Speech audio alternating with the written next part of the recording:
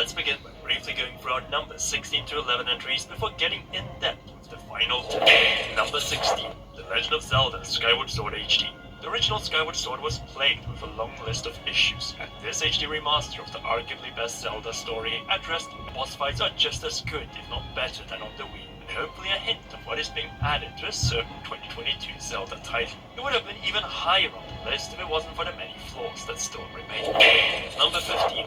Hades is hectic. The absolute geniuses at Supergiant Games made a sprawling dungeon crawler that wears its roguelike mechanics on its sleeve. Hades dares to be bold and different with action gameplay that keeps you hooked. And what makes the experience even better is the game's look, and obviously the Greek mythology. The underworld and its many biomes treat the player with constant surprises and hard-hitting encounters. The only question is, do you deal with the consequences of your own actions? As after all, you're fighting mythical creatures. Number 14 is Splatoon 2.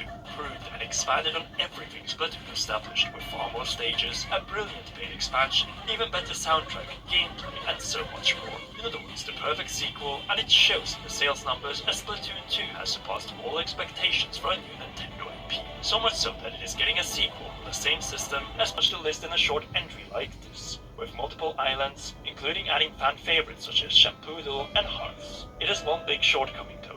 One island per console, and that is why it isn't in our top 4 or even the podium of this list. Number 4, Metroid Dread. 19 years of waiting.